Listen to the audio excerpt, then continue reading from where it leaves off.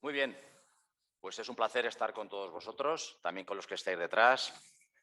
Vamos a empezar con un dato sólido, que a más de uno le va bien, para acabar aterrizando en todo lo líquido y gaseoso que supone pues, estar hablando de educación. Realmente esperamos que sean momentos inspiradores. Tenemos una comunidad educativa en pequeñito aquí, y según la Organización Mundial de la Salud, realmente el trastorno mental supone el 16% de los problemas y lesiones que tienen los jóvenes desde los 10 hasta los 19 años. Si solo transformamos en la palabra clave, en el bienestar emocional, porque ahora ya nadie duda que en las aulas los profesores ya no son gestores de conocimiento, son gestores de emociones permanentemente. Son un poquito de psicólogos, son un poquito de profes, un poquito de mamá y de papá, y a la vez también un poco de compañeros y amigos de los alumnos, sin perder esa recencia del respeto al profesor. Cuando estamos hablando de bienestar emocional, es tan sencillo como hablar de que la parte de la salud se compone de lo físico y lo mental. Y nosotros en nuestro día a día, en las conductas, estamos intentando gestionar lo difícil del día a día en ese entorno, Bani, que nos decía Mariano, tan complejo y tan incierto, ¿no? Pues esta comunidad educativa a la que os voy a presentar manifiesta esa parte en la que nosotros ponemos nuestro granito de arena para que nuestros jóvenes, que pasan nada menos que una quinta o una sexta parte de su vida en un entorno colegial, en los colegios de toda su vida, es una gran parte, tenemos que favorecer esa formación no solamente en contenidos académicos, sino la humana. Tenemos a Alejandra, que es mamá de 2 niñas, forma parte de esa comunidad de papás y mamás de los colegios. Tenemos a Inés, que ahora está en su primer curso de IB, de Bachillerato Internacional, está en ese tránsito entre el primero y el segundo. Es una joven que ahora mismo se está formando. Y tenemos a Carmen. Carmen es profesora y psicopedagoga o orientadora de un colegio. Bueno, y me tenéis a mí, que soy el charrín, que me callaré enseguida para darles la participación, que soy gestor también. Entonces, aquí está representada toda la comunidad educativa. Yo querría empezar, después de vuestra presentación, en que hagáis un ejercicio de reflexión y que nos vayamos 10, 20 o 30 años más atrás, cada una de vosotras, y os situéis pues, en aquellas aulas o pupitres que teníamos o que tenéis en ese momento, y qué necesitaríais ahora para ser felices. Por ejemplo. Yo creo que primero de todo, tanto los alumnos en general, independientemente de la edad, necesitan sentirse parte de una comunidad y de un grupo, que profesores y alumnos puedan colaborar y puedan cuidar el bienestar en común y que se sientan en general todos valorados, respetados, escuchados. Y no solo sentir que van al colegio para estudiar, sino también para formarse emocionalmente, para poder dar su opinión y para prepararse para la realidad con la que se van a enfrentar en el futuro. Inés dice que la tengamos en cuenta como alumna. Es importante. Alejandra.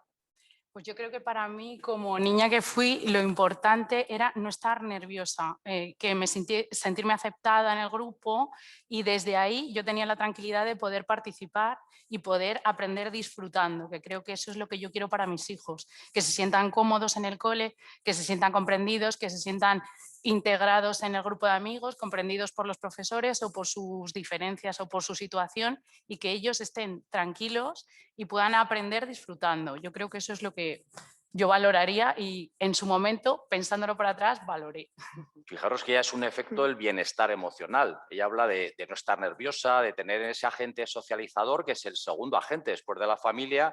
Como alumna querría pues, sentirse comprendida, estar en ese entorno en general, ¿no? Y Carmen. Efectivamente, yo coincido tanto con Alejandra como con Inés en que es muy importante para un alumno, ¿no? Para un niño, el sentirse visto, el sentirse cuidado, el sentirse también apoyado, el formar parte de lo que es su clase, el tener esa pertenencia al grupo, ese sentido de pertenencia es muy importante, ¿no? No solamente sentir que vengo, ¿no? Pues para aprender, sino también para disfrutar en el colegio, para sentir que formo parte de un todo y que para mi maestro, para los docentes soy importante, ¿no? Yo creo que esa es una de las ideas fundamentales que si yo echo la vista atrás, ¿no? Siento que es una de las cosas que incluso años ya hacia adelante uno recuerda, ¿no? Uno siente también cómo sus profesores influyeron positivamente en él, ¿no? Y recuerda no tanto el contenido académico que recibió, pero sí el trato, ¿no? Entonces creo que es muy importante ese vínculo, esa conexión emocional, que ahora podemos sí darle nombre, esa conexión emocional y ese trato que se le da al alumno, ¿no? Entonces, contestando a tu pregunta, Miguel, creo que sería muy importante en este caso el echar la vista hacia atrás, ¿no? Y en pensar en esa conexión, ¿no? Fijaros que ya estamos hablando ya no tanto de tutoría, que es una labor fundamental del profesorado, sino en ese mentorazgo, ¿no? Porque el alumnado está buscando algo más allá de la relación académica. Está buscando una relación más personal también con su profesor y con los que estamos alrededor de los compañeros, ¿no? ¿Cómo se gestiona el bienestar emocional de los niños? Esa es una pregunta que los gestores y los profesores y las familias y los alumnos nos ponemos siempre en la cabeza, ¿no? ¿Qué podemos hacer para gestionar ese bienestar emocional? Desde el punto de vista, por ejemplo, del alumno, Inés, ¿qué aportarías para intentar gestionar ese bienestar?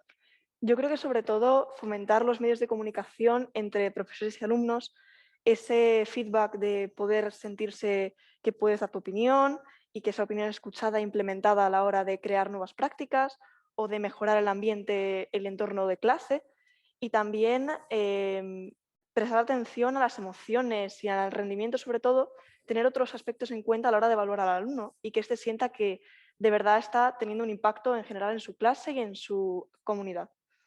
Escuchad bien, una alumna de 16, 17 años está planteando que requieren autonomía y responsabilidad. Al final, si tú les das autonomía y crees en ellos, ellos asumen la responsabilidad sin lugar a dudas. Alumnos malotes y malotas y también los buenos alumnos, todos ellos van a ser nuestro futuro, entonces es necesario como gestores y también como padres y madres el darles esa responsabilidad y para eso hay que darles autonomía. No solo las perricas que decimos en Aragón, ¿de acuerdo? Es importante, ¿no? Y una orientadora, por ejemplo, ¿cómo plantearía, ¿no? ¿Cómo lo gestionamos, ese bienestar emocional? Es muy importante a la hora de poder gestionar ese bienestar emocional desde el centro educativo que haya una participación de toda la comunidad educativa. Esto no es una única labor por parte del tutor, ¿no? Del orientador, sino que es muy importante que toda la comunidad educativa se vea también inmersa en este proceso de conexión con el alumno y con este proceso también de cuidado emocional del mismo. Es muy importante, tal como dice Inés, que el alumno sienta que no solamente está siendo evaluado, ¿no? Sino que también sienta que forma parte de ese entorno, ¿no? Y que forma parte de su comunidad y que lo que está haciendo en el centro tiene un impacto, que tiene unas posibilidades de crecimiento, que como decíamos anteriormente, que es importante gestionarlo, ¿no? Desde unas tutorías que permitan también contribuir a esa fase social del alumno, en el que el alumno pueda establecer cuáles son sus intereses, pueda dialogar libremente, ¿no? Sobre cuáles son sus pasiones y que se pueda establecer, sobre todo es muy importante, generar grupo, ¿no? Crear una buena cohesión social, crear un buen clima escolar, un buen clima en el aula es muy importante para que el alumno pueda desarrollarse, que muchas veces, digamos, podemos pasar en cierta parte un alto en esto, ¿no? Y es muy importante cuidar esos primeros momentos y cuidar cómo se siente el alumno, ¿no? Incluso directamente preguntarle, hacer esa co-creación juntos, ¿no? El decir, me intereso por ti, ¿cómo te sientes? ¿No? Incluso, ¿qué necesitas para que el ambiente de clase sea más favorable? Para sobre todo también fomentar el aprendizaje. Fijaros que como orientadora ella va echando lazos al resto de la comunidad educativa también. Bueno, pues están las familias, están mis compañeros los profesores, también los alumnos, o sea, todos debemos ser corresponsables de esa gestión emocional, ¿no? Y ahora volcándonos en el entorno familiar, pues Alejandra, ¿qué granito de arena se puede aportar desde casa para apoyar ese bienestar emocional? A ver, yo cuando pienso en el bienestar emocional de mis hijos en el cole, lo que idealmente me gustaría, que no sé si pasa siempre, es que todas las personas que están en contacto con mis hijos, desde los educadores hasta los que les acompañan en el comedor o de pequeñines les enseñan a ir al servicio, sean sensibles, o sea, están especialmente sensibilizados o especialmente formados para que puedan detectar cuando hay un, no sé si llamarlo problema o una diferencia o algo que pueda hacer que el bienestar que inicialmente traen, porque son chiquitines, pues vire hacia otra cosa y puedan sentirse mal por lo que sea. O sea, quiero decir que yo creo que mi preocupación como madre, personalmente yo, es que las personas que los tratan estén especialmente sensibilizados, formados, informados y que luego ellos sean capaces de identificar el problema o el asunto y, si es necesario, trasladármelo a mí y acompañarme para guiar a que ese niño que pueda tener algún asunto diferente, ¿no?, que cambie su bienestar, pues podamos reconducirlo y conseguir que esté emocionalmente confortable en el cole. Bueno, la empatía es una característica que tenemos que tener todos los docentes y todos los gestores de colegios, ¿no? Cuando una madre habla así en una tutoría, casi siempre nos ponemos de uñas diciendo, a ver, ya estamos echando balones fuera, todo lo contrario. Lo que ella realmente es una necesidad que está manifestando desde casa. Dice, ¿por qué tenemos que hacer un niño infeliz cuando acaba infantil y se pasa a primaria? En 2 meses de verano ya lo hemos hecho mayor, este niño. No podemos continuar esa educación emocional, ese bienestar hasta los 7 u 8 años. Esa es la realidad de la psicología evolutiva, como bien también sabrá Carmen, pero más adelante, a partir de los 8, 9 y sobre todo en secundaria, es muy importante lo que decía Alejandra. El profesor, el tutor, el orientador, tenemos que ser conscientes de esas necesidades de los niños para aportar recursos a las familias que no tienen libro de cómo educar emocionalmente a un niño. Es importante. Nosotros tampoco, pero sí tenemos una carrera que nos avala en ese sentido. El propio colegio y sus líderes abordan también este estado del bienestar emocional de diferentes maneras. Por ejemplo, Carmen, casi como profesora, ¿no? Ya no tanto como orientadora, porque Carmen también está aportando la parte de psicología a los chicos de bachiller. ¿Cómo lo gestionáis, ¿no?, los profesores? Es muy importante, como bien dices, Miguel, poder invertir, ¿no?, en crear un plan de acción tutorial en el que, digamos, tanto los profesores como todo el equipo docente, ¿no?, estén formados y estén concienciados, como bien decía Alejandra, en qué significa que un alumno pueda estar manifestando signos de no sentirse bien emocionalmente, ¿no? Entonces, en primer lugar, considero que un trabajo que tiene que ser muy minucioso por parte del centro educativo es hacer esa labor de concienciación a todo el equipo, ¿no?, sobre cuáles son esos factores de bienestar y cuáles pueden ser las posibles señales que un alumno, ¿no?, que un niño nos puede estar manifestando de no sentirse bien. Entonces, una de las primeras respuestas que puedo dar es esta, ¿no?, esa inversión o ese apoyo, ¿no?, a ese plan de acción tutorial, en el que sobre todo también se generen una serie de dinámicas que puedan ser cooperativas, que puedan ser con metodologías activas, ¿no?, y que estén muy centradas en lo que es el trabajo de la inteligencia emocional. Es muy importante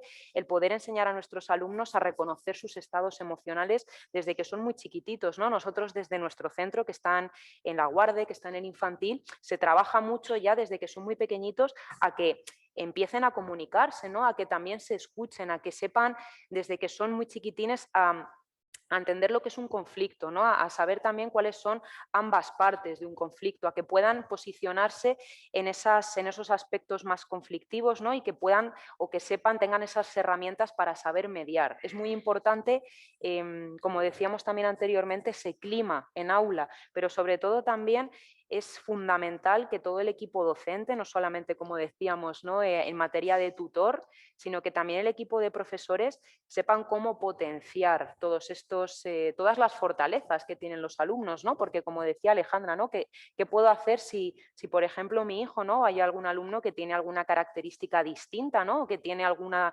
dificultad? ¿Cómo puedo llegar a este alumno? Es muy importante detectar cuáles son esas fortalezas y poder potenciarlas a través de esos planes, ¿no?, de acción tutorial. Fijaros que ya está hablando de recursos como es el plan de orientación. Yo iría más allá, ¿no? Los planes de orientación muchas veces se pueden calcar, ¿no? Hay muchos modelos de la propia administración, de otros colegios. Cada colegio debe mirar por su propio contexto. Debe reconocer aspectos comunes en general del bienestar emocional, que tiene mucho que ver con el entorno que nos comentaba Mariano. Tenemos que ser conscientes de dónde venimos, de estos años y qué necesitan ahora nuestros niños. Y es muy, muy importante contextualizarlo al centro, empezando lo que decía Carmen, por los más chiquitines y ver realmente el entorno en el que se mueven, para a partir de ahí crear, no tener un plan de orientación que nos guíe, sino crear de nuestra propia realidad. Es difícil hablar de liderar el colegio desde el punto de vista de una alumna, pero realmente ella lidera su propia formación. Entonces, ¿podrías aportar, si de repente te convirtieras en directora del cole, qué aportarías como para el bienestar? Les pillo a veces así de improviso porque queremos que sea una tertulia fresca, ¿eh? Pues yo creo que si tuviera el trabajo de poder crear nuevos sistemas para sostener a los alumnos, haría un poco eso de la labor de escuchar, la de fomentar que se no que se cometan errores, pero el poder entender y empatizar con los alumnos a nivel de ver qué es lo que aporta cada alumno dentro del grupo y potenciar esos factores para que de verdad se cree una comunidad en la que cada alumno, a pesar de ser diferentes, sientan que tengan un papel en el cual no solamente están metidos en unos roles ya establecidos, sino que pueden crear un poco y trabajar a partir de estos y sentir que tienen una labor dentro de la comunidad. Potenciar la independencia y la autonomía, crear proyectos, todo esto creo que son factores que aportan mucho a la educación y al crecimiento personal y emocional de los alumnos. Tomar nota, ¿eh? Muy bueno. Es una alumna, hay que empezar a quitar de aquellos colegios que todavía tengáis, ¿no? Pues tarimas y mesas de profesores y mesas alineadas de alumnos. Ella habla de comunicación, de escucharnos bien a los alumnos. Formamos parte de esta comunidad y seguramente podremos aportar mucho más de lo que estamos haciendo si nos dejáis. Es importante, ¿no? Y Alejandra, si te cediera ahora, de hecho te puedes venir al cole, bueno, ahora no porque no hay niños, pero en septiembre si te vinieras un mesecito, ¿qué te gustaría hacer como gestora? Bueno, pues supongo que ante mi inexperiencia primero tendría que ver qué es lo que hay, pero partiendo de lo que yo veo en el cole de mis hijos o cómo funcionan mis hijos, pues no sé, gestionaría lo que han comentado, la diferencia. Intentaría gestionar la fuerza que tiene una persona diferente integrada en un grupo. Entonces, en mi caso, yo tengo una niña que es facilita y que se integra bien y que en general todo va sobre ruedas, y tengo un hijo que no es tan común. Entonces, tiene intereses diversos a los de su clase, pero a mí me parecen intereses estupendos que pueden aportar mucho a los niños de su clase que igual se interesan por cosas más comunes. Entonces, si a lo mejor en vez de quedar esquinado ese niño que es diferente, se potencia el valor de su diferencia, le aporta al grupo y pasa de ser el que no juega al fútbol a ser el que crea el juego más divertido del patio, o el que no estudia leyéndose el libro, sino que lo que quiere es ver más y más vídeos acerca de la evolución humana y así, pues no sé, que igual es mucho mejor leerlo, pero quizá ante los retos de la nueva educación que estabais comentando hoy, pues a lo mejor también es importante integrar otra forma de aprender que a él le sea más dinámica y le ayude a avanzar. Qué suerte tiene ese cole de tener ahí a tus dos hijos, ¿no? Es fundamental que contemplemos el talento de cualquier alumno en toda su diversidad. Es decir, como gestor, debemos de quitar aquellas pruebas de acceso al colegio, pensar que la diversidad es lo más rico que nos podemos encontrar en los coles, ¿no? Que un niño o una niña son todos diferentes, ¿no? Pero cuanto más diferentes y más locos sean, más nerviosos, más hiperactivos, más sean capaces de transformar su contexto, mayor riqueza nos aporta al colegio. Entonces, como directora estás contratada un mes. Si vas en esa línea no habría ningún problema, ¿no? A ver, las familias normalmente carecemos de recursos, ¿no? Para manejar estas situaciones. Tú tienes un contexto muy determinado, entonces piensas sobre todo pues, en tu chico y en tu chica. Como no hay dos iguales, todos los que tenéis más de un hijo, tenéis dos o tres, veréis que no hay uno igual al otro. Las preocupaciones parece que se duplican, ¿no? Y que atendemos siempre a aquel que necesita más, cuando realmente no es así. Quien necesita más somos nosotros. Había un principio en psicología, en psicopedagogía, que habla de teoría del déficit, ¿no? Dice, cuando realmente alguien tiene una dificultad, un niño no tiene la dificultad del déficit lo tiene el colegio, la tiene la institución, porque es incapaz de implementar los recursos para que todos esos niños estén atentos, ¿no? Y puedan estar formando parte de la comunidad. ¿Qué recursos solicitaríais? Vuelvo a ti, Alejandra, por ejemplo, desde el colegio has planteado ya alguno, pero ¿qué recursos más concretos? Pacificación de recreos, no sé, yo te doy alguna idea por ahí. ¿Qué te gustaría que hubiese en el cole de tus hijos? Pues si está el director o la directora. Pues la verdad es que igual yo no sé tanto de recursos como vosotros, pero me imagino una figura que fuera el supervisor ausente, o sea, alguien que estuviera como viendo desde fuera o desde arriba qué está pasando y fuera capaz de localizar. Igual eso tiene un nombre, no lo sé. El supervisor ausente es fantástico. Entonces, que sea alguien que el niño no se vea observado, sino que él se desarrolle naturalmente y esa persona sea capaz de detectar que a lo mejor pues de ahí tiene que haber un canal de comunicación que me avisen a mí, oye, estamos detectando que tu hijo lo que sea. Entonces, te damos estas opciones. Puedes ir a informarte a este sitio, puedes ir a, no lo sé, a evaluarle si es que fuera necesario o simplemente que me tranquilicen y me digan que no pasa nada, que es un tema evolutivo, que ese niño no ha madurado a la vez que han madurado los otros y aún le queda un escalón. La información que sea, no sé, un observador con un canal directo a mí y que yo no tenga, para mí, nuestra preocupación como familia es de repente ver que es un niño que era así y ahora de repente es un poquito diferente y no sabemos dónde ha estado ese salto y nosotros detectamos que pasa algo pero nadie nos dice nada, igual simplemente su labor sería informarme y decirme, tranquila, que es que no pasa nada, que es que aún él no ha madurado para entender lo que está pasando o para adaptarse. Entonces yo con eso simplemente me quedaría tranquila. Quiero decir que no hace falta a lo mejor un recurso de, oiga señora, tiene que ir a este especialista. No, simplemente igual no pasa nada y solamente con tranquilizar a las familias, a lo mejor nosotros desde la desinformación buscamos como locos pues, un centro, un profesional que nos ayude a orientar y quizá no sea necesario. Fijaros, bueno, te va a dar la solución. Al final va a ser deshumanizado, pero vamos a tener los bots o los drones que van a vigilar y van a parametrizar, ya lo estamos, ¿no? Con los relojes, los móviles, al final el sensor emocional de los alumnos cuando pasen el arco de la puerta, si tenéis puertas, van a detectar que ese niño está con una pequeña depresión o está tan contento que nos va a distorsionar la clase, afortunadamente, ¿no? También, ¿no? Entonces eso va rápidamente a evolucionar porque los observadores sí que son los profesores y son los orientadores. Muchas veces no hacen ese papel tan exclusivo porque tienen muchas otras que atender, pero es fundamental, como dice Alejandra, ¿eh? Eso es vital, que observemos a cada niño. Inés, ¿tú qué recurso, aparte de la cafetería para alumnado, Sí. ¿no? Exclusiva para vosotros, qué otras cosas pondrías? Pues yo creo que muchas veces a lo mejor los alumnos están insatisfechos con su entorno o cómo se lleva la clase, pero no se sienten con la confianza suficiente para poder comunicarlo o para directamente hablar con un profesor o un docente.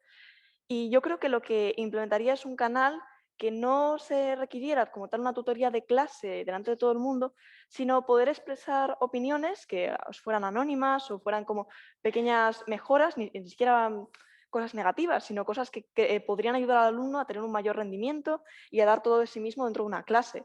Porque es cierto que muchas veces la manera en la que aprendemos y nos formamos es específica a cada alumno y cada alumno pues brilla dentro de un contexto determinado. Y muchas veces dentro de lo que tenemos en clase nos vemos un poco pues que somos incapaces de mejorar o que nos vemos un poco limitados. Y sí que creo que sobre todo tanto en alumnos mayores como en niños pequeños que a lo mejor para animarles a dar su opinión y a que enseñarles que su opinión es perfectamente válida y es importante dar a conocer cómo nos sentimos y qué opinamos. Muy bien, como yo soy tu diré, acabo de coger tu idea, ¿vale? Es muy importante escucharles. Entonces, aparte del supervisor fantasma o ausente, que también es una idea bonita, podemos implementar la radio emocional. No cuesta nada, ¿no? Son 5 o 6 mil euros en cada cole montar una radio digital. Siempre tendréis algunos de los frikis que decía Mariano, algunos de esos loquitos que funcionan, alumnos también, que funcionan muy bien con las emisoras digitales y que esté abierta todo el día o en periodos de recreo, en determinados momentos, cuando alguien necesita expresar sus emociones, que se pueda escuchar. En el colegio, en determinada aula, en otros espacios, ¿por qué no? O sea, cuanto más hagamos de este tipo de cosas, más avanzaremos en el bienestar emocional de los niños. Desde el punto de vista de la orientación, Carmen, ¿qué recursos te gustaría implementar? Sí, efectivamente coincido con lo que están comentando tanto Alejandra como Inés. En el caso de nuestro centro escolar, nosotros tenemos habilitado desde que los niños pues, inician esa etapa de primaria una formación en mediación para los niños, ¿no? En el que ellos pues, establecen unos grupos de mediadores, ¿no? Entonces se encargan también de observar, sobre todo en esa parte de los patios, ¿no? Que aunque haya esa figura de docente, ¿no? o de profesor, que sea, digamos, el que desde la lejanía observe, preste la atención, ¿no? Y además porque también se nos olvida que en esos espacios de recreo se recoge mucha información, ¿no? Se puede también observar muchas cosas sobre ese indicador emocional de cómo están los alumnos. Entonces, en el caso de nuestro centro escolar, nosotros tenemos habilitado ese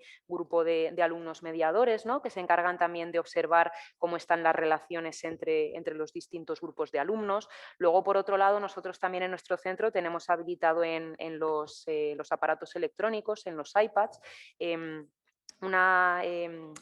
digamos, una aplicación, ¿no? En la que los alumnos, en el caso de que en los espacios de recreo, incluso en los espacios de aula, de clase, pues observen alguna situación en la que consideren que hay algún compañero, ¿no?, que no lo está pasando bien, ellos pueden notificarlo de una manera anónima, indicando, digamos, en qué curso está este niño que no lo está pasando bien. Entonces, esto es una notificación que llega automáticamente a la orientadora del curso correspondiente y al tutor, ¿no?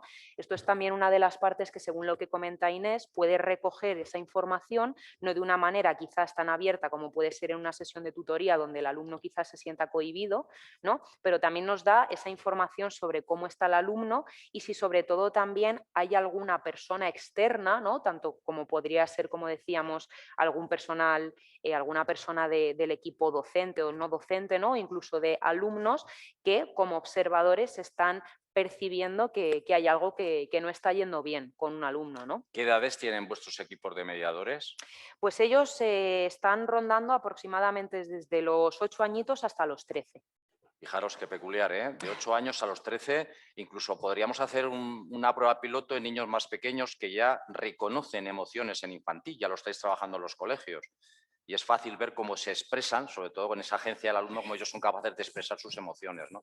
Vamos a entrar un poco en los efectos, porque ya ha mencionado Carmen algo, ya estamos hablando de reinstigación física en los recreos, acoso escolar, este tipo de adjetivos que ahora está tan de moda, que está todo tan judicializado, que a veces no corresponde a la realidad, pero en ocasiones sí.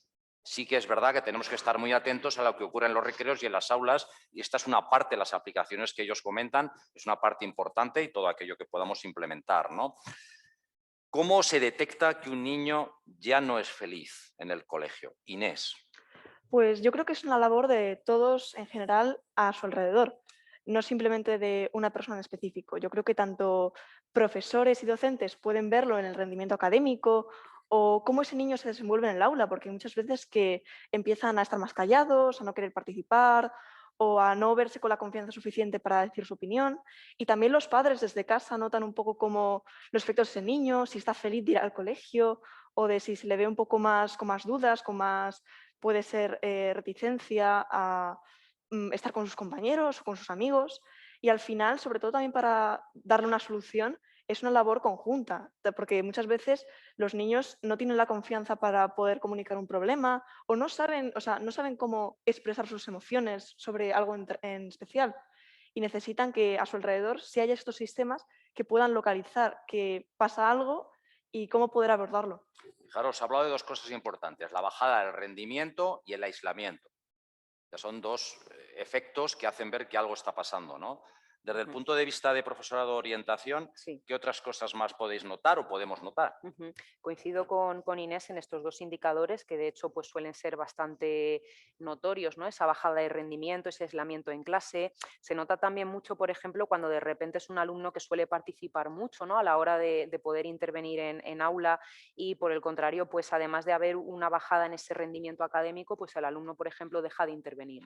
No es muy importante para eso también el conocer previamente al alumno. Por eso la labor también de transmisión de información de unos cursos a otros, de unos tutores de un año a otro, ¿no?, es primordial, porque si no quizás nosotros podemos caer en el error de pensar que el alumno pues quizás es más callado, es más tímido, es más introvertido cuando no tiene nada que ver realmente con cómo es su personalidad, ¿no? Entonces, sobre todo un indicador bastante fiable sería las manifestaciones conductuales que hace, ¿no?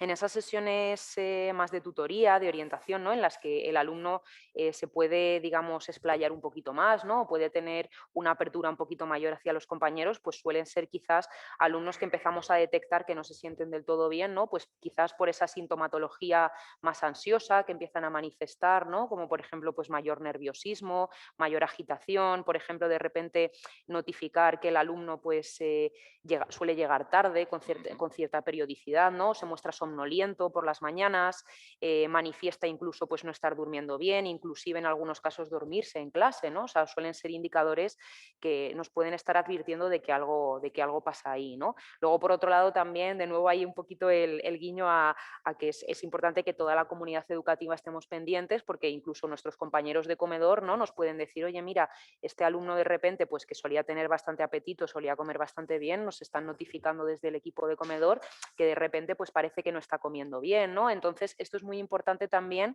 estar pendientes, ¿no? O sea, sobre todo nos va a dar mucha información esto que dice Inés, de este rendimiento, de ese aislamiento, y luego, por otra parte, como decimos, pues por los signos que estemos manifestando o que estemos viendo en clase, ¿no? Sintomatología más de todo más negativo, ¿no?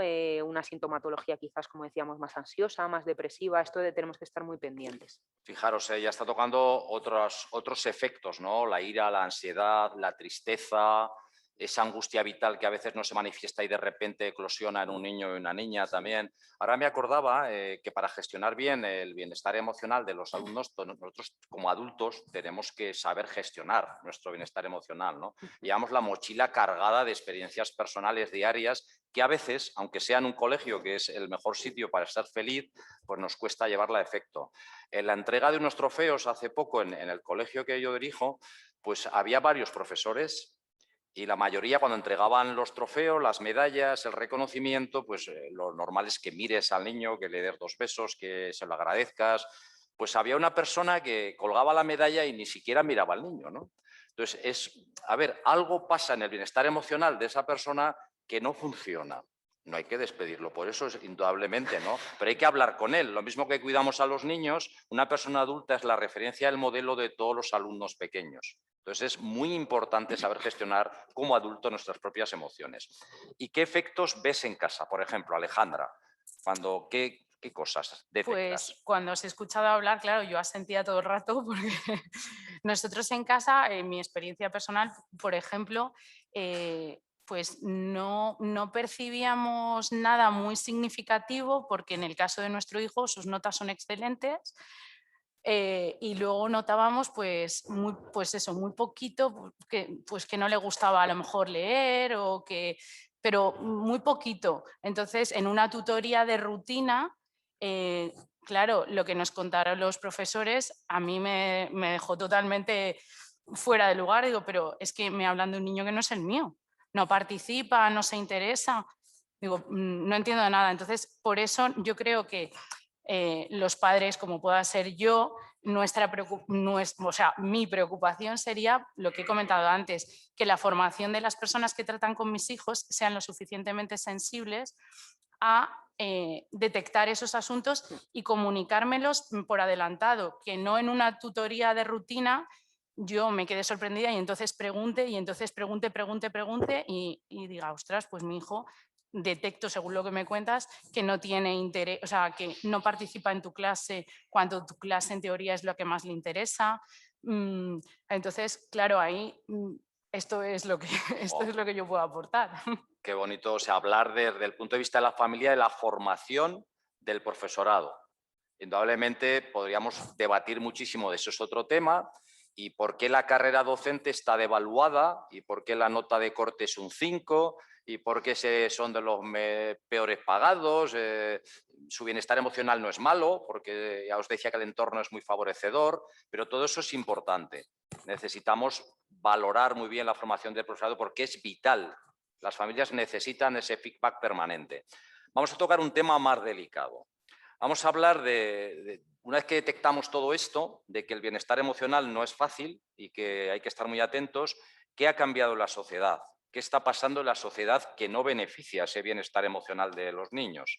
Por ejemplo, Carmen, ¿tú qué dirías que nos influye? Sí, realmente, como decíamos anteriormente, el contexto que están viviendo a día de hoy los niños, los adolescentes, es muy distinto al que quizás como nosotros, digamos, en esas edades hemos vivido, ¿no? Ellos están viviendo en un entorno, como decía anteriormente Mariano, en un entorno que es incierto, ¿no? Es un entorno que es incomprensible y es un entorno también cambiante. Entonces, estamos ante quizás una época de la vida, ¿no? En la que nuestros alumnos están viviendo rodeados de mucha adversidad, ¿no? De mucha incertidumbre. Entonces, esto puede generar también que se activen pues, ciertos mecanismos, ¿no? Más ansiosos y que pueden pueden provocar, digamos, pues esas mayores inseguridades en nuestros alumnos, ¿no? En los niños, y que esto les pueda afectar pues, negativamente su bienestar. Luego también sí que estamos viendo que hay un mayor consumo de esas redes sociales, ¿no? Una mayor exposición a todo lo que son las nuevas tecnologías, que nunca se nos puede olvidar que estas siempre tienen que ser un complemento a lo que es la vida social del alumno, y en muchas ocasiones, digamos, esto al final no es un complemento, sino que es una sustitución. Entonces, vemos también que los chavales a día de hoy se encuentran como más acartonados socialmente, ¿no? Les cuesta desarrollar quizás un poquito más esas habilidades sociales, ¿no? El poder establecer relaciones de mayor calidad con sus grupos de iguales. Entonces, esto sí que estamos viendo también que en comparación con nuestras generaciones o en generaciones anteriores, hay una labor social, digamos, o una relación social que está, como decimos, como un poquito más fragilizada, ¿no? Un poquito más frágil. Luego, por otro lado, pues como decíamos, esa exposición a las redes sociales afecta también mucho en los altos niveles de frustración que pueden sentir los alumnos, ¿no? Ellos están quizás, aunque sea de una manera inconsciente, comparándose mucho con lo que ven en las redes sociales, ¿no? Al final son vidas perfectas, son cuerpos perfectos, ¿no? Que potencian también incluso la dismorfia que ellos mismos pueden generar, ¿no? Entonces, esto finalmente puede generar una sensación de digamos, no saber frustrarme incluso, ¿no? Porque me frustro porque lo que yo estoy viendo a través de las redes sociales no se corresponde con lo que es la realidad. Entonces, como yo estoy intentando alcanzarlo, es un inalcanzable, ¿no? Entonces, esto puede también provocar en ellos, pues una mayor insatisfacción, y una insatisfacción, de hecho, que es constante, o sea, que nunca sea lo que el alumno, el niño, el adolescente haga, nunca se llega al final a colmar esa satisfacción. Mira, Carmen, como veo que Inés no asiente, lógicamente ella es la tertuliana más especializada en redes sociales, ¿no? ¿Qué aspectos positivos ves a las redes sociales con arreglo al bienestar emocional? Al bienestar emocional es que sí considero que son una extensión de la vida social de los alumnos, pero es cierto que crean una cultura, sobre todo en adolescentes y en niños, que constantemente sienten la necesidad de compararse con el resto de sus compañeros. Y que es cierto que ven una versión idealizada de todo el mundo a su alrededor, de su entorno, y eso sí que genera una presión y unas expectativas que puede crear un entorno en el cual puedes interactuar con las personas con las que te llevas bien en clase, y eso al final te permite comunicarte y expresar tus opiniones, pero también a su vez su efecto negativo es que necesitas constantemente pues, estar de alguna manera a la altura de las expectativas y mostrarte como una especie de persona. Es como que son mucho más actuadas que a lo mejor lo que podría ser tu expresión en la vida real, y generan en los alumnos y personalmente pues en lo que yo veo en mi entorno, que constantemente necesitemos pues estar de alguna manera perfectos, o siempre no sentirnos fuera de onda, que es lo que puede pasar en las redes sociales, que no nos vemos como el resto de nuestros compañeros. Es curioso porque yo esperaba la confrontación, pero es que es Mm. una joven más madura, ¿no? Cuando hacemos las entrevistas en el IB, les preguntamos que si realmente en clase son populares, ¿no? Una de las preguntas es, si tú en tu clase eres popular, y claro, se les queda un poco de popular, pero ¿en qué sentido, no? Bueno, tú explícate. Yo no sé qué es ser popular, ellos sí que lo saben, ¿no? Y curiosamente ella tiene esas dos razones, ¿no? Son buenas las redes sociales porque te ayuda a comunicarte también, y por otro lado te hace coger ejemplos sociales que a lo mejor no son los más adecuados, ¿no? Y desde casa, Alejandra, a ver, ¿qué tenéis malo las familias? O sea, ¿qué aportáis malo también a todo este tema del bienestar emocional? No todo va a ser bonito, ¿no? Pues yo es que creo que lo que habéis hablado de las redes sociales y la nueva forma de socializarse es interesante, pero creo que el problema, desde mi punto de vista, está un pelín antes. Nosotros creo que desde hace un tiempo imprimimos a nuestros hijos urgencia. Desde el colegio, desde casa, les imprimimos urgencia por todo.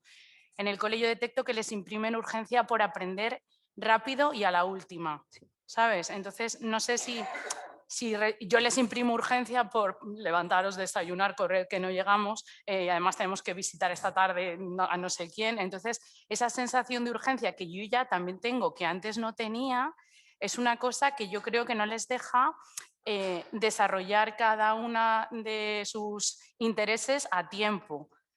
Todos tenemos, no lo sé, que aprender a leer con no sé cuántos y leer bien y ya no silabear y no sé qué. Entonces, con tanta urgencia de que lo hagáis bien y que lo hagáis en un iPad y no sé qué, pues no, tal. Yo, por ejemplo, con mis hijos lo he visto en el juego y estoy muy contenta que nosotros hayamos retrasado su entrada en el mundo de las consolas, redes sociales y todo esto. De hecho, mi hijo tiene 10 años y la ha tocado por primera vez este año. Y mis amigos me decían, yo, no sé, nuestros hijos. Digo, pues es que él tenía otros intereses y mi hija igual jugaba mucho con juguetes y dibujaba mucho y, no sé, y yo de eso estaba especialmente orgullosa.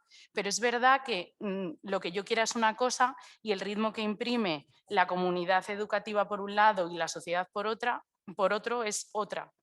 Entonces, yo tengo el debate de que mis hijos no estén retrasados y de repente parezcan unos extraterrestres, con que por estar con esa urgencia y estar adaptados al nivel de los demás, se pierdan cosas que ellos podrían haber disfrutado. Pues muchísimas gracias por aportarnos esta experiencia y este comentario, porque parece que la normal es ella y sus hijos, ¿no? Cuando realmente lo cotidiano tendría que ser lo que está comentando, que te sientas muy orgullosa, por supuesto, de mantener esa postura férrea, ¿no? De seguir educando a vuestros hijos de una manera natural. Nos está dando Pues, problemas. no, ya, ¿eh? Seguro, porque el entorno social no es favorecedor, hay presión de sus compañeros para entrar en el grupo social, para tener el móvil de última generación, vestir de esa determinada manera, hablar de otra manera diferente, y eso es muy complejo. Para concluir, y sabemos que es una mesa que dentro de esta tertulia podíamos abordar muchas más cosas, sí que os pediría pues una frase, algo que concluyese como ecosistema realmente del colegio, que no deja de ser un lugar, un ambiente donde nos relacionamos las personas, ¿no? Y sobre todo hay niños, jóvenes y profesores. Entonces, ¿qué titular dejaríais con arreglo al bienestar emocional de los niños? Os doy 5 segundos para pensar y empezaremos por la que está más metida en educación, que es Carmen. Luego pasaremos por Inés, que está muy despierta y abierta, ¿no? Y luego acabaremos por Alejandra. 5 segundos que empiezan a contar. 1, 2, 3, principio de la inmediatez, 4 y 5. Titular de Carmen. Sí, yo para concluir no podía dejar de mencionar al pedagogo y psicólogo Vizquerra, ¿no? Que cuando define lo que es el bienestar emocional lo define de una manera muy sencilla, que es estar bien, ¿no? Entonces, mi titular sería que preguntemos a los alumnos, que les demos voz, que les demos también esa atención para que sean vistos, para que sean cuidados y el estar atentos para ver qué es lo que necesitan. Sí, yo también considero que el colegio debe ser una extensión de la realidad y el bienestar emocional es formar a los alumnos para no solo estar adaptados a su sociedad, sino poder cambiarla en el futuro y poder dar su opinión y generar cambio y de verdad pensar que tienen un impacto en el mundo a su alrededor. Pues yo lo que me gustaría decir para concluir es que confío en toda la comunidad educativa que somos nosotros y sobre todo vosotros, en que seáis capaces de gestionar la adaptación de nuestros hijos a sus cambios para que puedan disfrutar de su educación y que sea un proceso educativo divertido y satisfactorio, que tengan un recuerdo de que las personas que los trataron bien. Sí. ¿Veis? Al final ese ecosistema no deja de ser una burbuja, pero muy permeable. No podemos hacerla estanca, los colegios tenemos que ser parte del contexto más próximo, cada vez tener una visión más internacional, ser muy atrevidos, generosos con los profesores, con las familias, con los compañeros, con los alumnos y ser una comunidad que avanza en la misma línea. Ese sería también mi titular. Muchísimas gracias a todas ellas, a Alejandra, a Inés y a Carmen por su experiencia, a vosotros por escucharnos.